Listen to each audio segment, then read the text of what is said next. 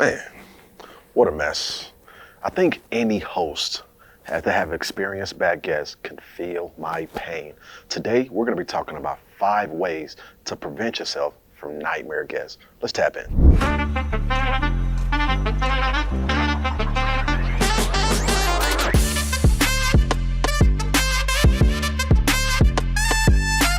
So if you're a host, you may likely have dealt with nightmare guests. And if you're new or looking to get into the game, you're probably paranoid about nightmare guests. So today, we're going to be talking about 5 ways on preventing nightmare guests in your Airbnb. Let's get into number 1. Now, before we get into it, if you have been hosting in any capacity, you can probably attest to the fact that not all guests are created equal. And I know you will learn that very quickly. Like any landlord-tenant relationships, running an Airbnb definitely comes with a certain amount of risks. Here are some simple steps to keep guests following the rules so that you can avoid potential damage and avoid all the riffraff in your listing. So number 1, as promised. So you probably heard the analogy of the carrot and the stick, which the idea is you have your box, you have the stick, and you have the carrot in the box, and the rabbit comes, grab the carrot, and you pull the stick, capturing the rabbit.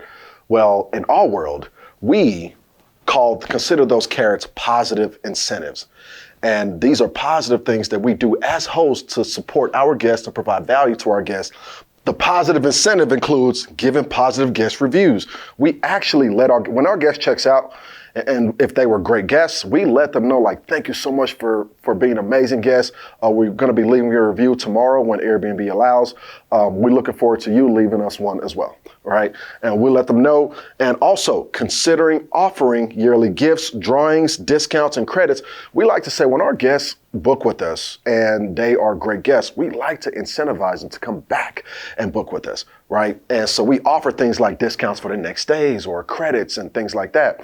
Another thing you can do that actually has about a 20 to 30% success rate is offer extra night stays at a discount for your guests. Let them know if you have additional days to fill, let them know, like, hey, are you okay to extend? Would you like to extend at a discount, right? You'll be surprised how many people accept this.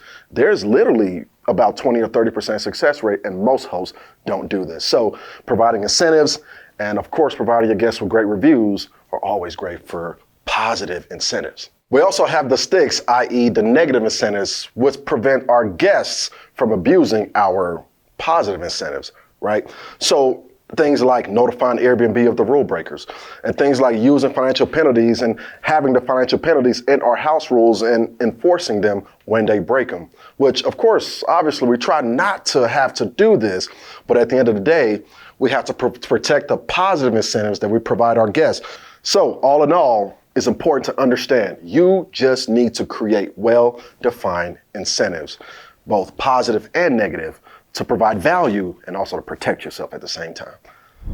Hack number 2 is explicitly communicating rules. You see, make your rules clearly as possible in the listing, the rental agreement, inside your house, your guidebook, and anywhere else you can think of. You want the rules to be obvious enough that the excuse, "I didn't know," could never reasonably work in the guest's defense. And I'll push this even further. One thing that we do whenever a guest book, whether the guest book with us and we have to approve their reservation, or whether they instant book with us, part of the automated message that goes out is asking them, have you read the house rules and do you agree with them? We need that confirmed yes, because we don't want this whole "I didn't know" excuse to even play into a factor when there's a situation that arises. Another thing that you want to make sure that you do, along with communicating, ask a lot of questions. Part of when guests book Airbnb, they should be telling you exactly why they're coming. They should be telling you why they're booking. So if they didn't tell you, ask them, hey, what is your reason for booking with us today, right? We always like to ask, will there be anybody else outside of the people in the reservation that will be visiting the property? You want to be able to ask these questions, ask clear questions, look to see if they're local, right? You want to ask if they're local, why are they booking? Because when you think about it, it has to be a really, really good reason for somebody local to book your listing. So you want to make sure that you're asking questions and you're getting these answers before you allow these guests in your property. Okay, hack number 3 is monitoring systems. Definitely purchase a doorbell camera like Ring for all your entrances at a bare minimum. This will save you a lot of pain in the long run. Now, I am not saying put cameras inside these units.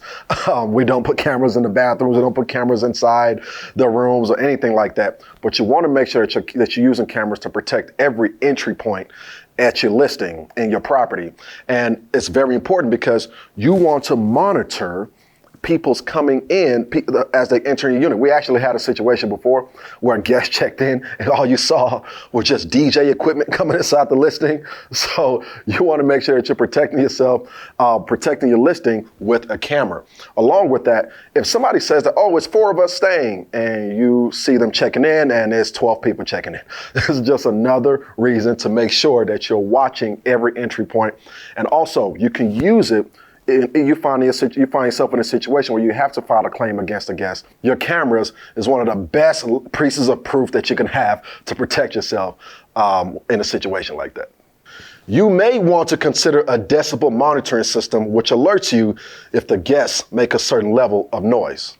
I believe is one of the best ways to get ahead of any potential nonsense that could be going on in your property. The noise monitoring system, you install your noise monitoring system and you set it at a certain decibel level. And when that level exceeds that, to where it's like party level and a lot of noise, then you're gonna get alerted. This way you'll be able to get ahead of any nonsense that could be going on in your property.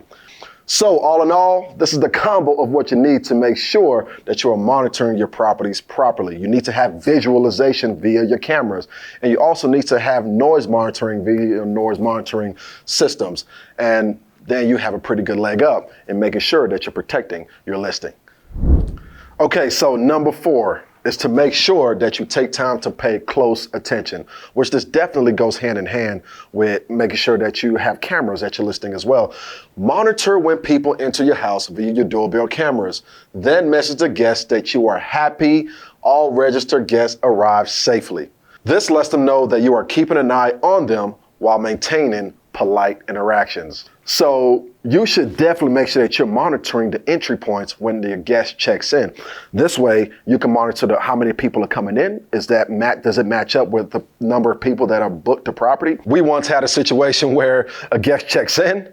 I'm looking through the camera and it's just pitch black. And I'm like, oh man, I think the camera's not working. But then I noticed that red dot was still going off. So I quickly realized that the guests had covered up the camera probably with some tape. Or when I got there, I realized that they covered it with a sock. So you got to make sure that you are keeping an eye on your listings when your guest checks in. Have a way to make sure that you are keeping your eye on your camera so you can see what's entering your listing. You see, your guests will act right. They will have more respect for your property when they're aware that you actually have a good pulse on your listing and you're keeping an eye on your listing, again, in a polite manner. Hack number 5, avoid advertising self-check-in. Trust when I tell you, this was something that I got wrong earlier in my journey because, yeah, it seems like an incentive. Yeah, self-check-in, but when you advertise it, you're putting a big target on your listing. Potential partiers are often deterred if they believe they will have to interact with a property manager when they are checking in. Limiting property damage and noise complaints from the start. You can still offer self-check-in since it is convenient for all your parties, but don't publicly advertise it in the listing description. We offer self-check-ins on all of our listings, but the key is if you advertise it, you're putting a target on the back of your listing. So don't advertise it, even though you do provide it, because partiers are looking for self-check-in because they do not want to have to interact with you to check in because they know that won't be a good look for them. So do not advertise your self-check-in, but provide self-check-in. Well, I hope this video helps you limit nightmare guests in your short-term rentals. And I hope you saw value in this. If you are looking to protect your listings properly, if you're looking to get into the game of short-term rentals, make sure you hit the link below. We'll be happy to talk with you. And of course, smash that like button if you saw value in this. And as always, I'll see you on the next video.